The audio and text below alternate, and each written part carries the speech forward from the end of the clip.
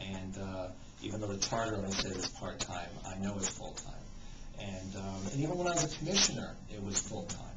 I was spending, many of my days, if not necessarily in City Hall, going to neighborhoods, going to meetings, working from my law office. It was a full-time job. I was working 7 days a week just to complete 2 full-time jobs. So you give up your law practice? Wouldn't give up my law practice. I'm going to be doing 2 full-time jobs. And I have a good staff at my law. I think my law practice will probably, I will delegate more of my assignments to my staff. I have a very good staff. And because even now the way my office is run, my time is not entirely necessary in the office. I really spend maybe 4 or 5 hours in the office, even before I announced I was going to run. So this does give me the time. It loosens me up to go out and serve the public.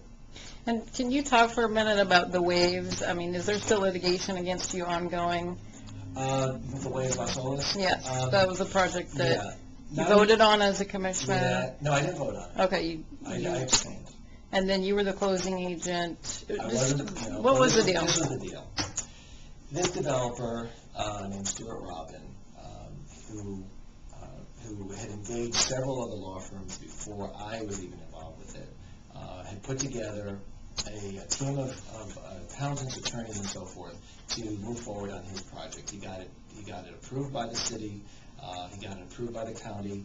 And there came a point when his condominium documents had to be prepared and sent to the state. The first draft was sent to the state, and it came back with over 60 some odd mistakes. He felt very frustrated, and he called me. He said, "Do you know how to do this stuff?" I said, "Well, I can certainly correct the mistakes." He said, "But I can't represent you as your attorney because I'm not really competent to do that." I said, "What I can do is I can fix the mistakes, and I can be the closing agent when you decide to close." So I fixed the mistakes, and then since the building was never built, I never did any closings, never made any money, lost a lot of money doing it. Most of the purchasers that have purchased there, a settlement was achieved, and there's just one outstanding case on that building. But someone suing you? Well, they all sued it. Everyone sued the escrow agent. So they all got their judgment against the developer. The developer kind of went broke, moved out of town, and they got most of their money back, and most of them have just moved on. So he approached you when you were a commissioner? No. Well, why did you recuse yourself then? Because I knew the developer.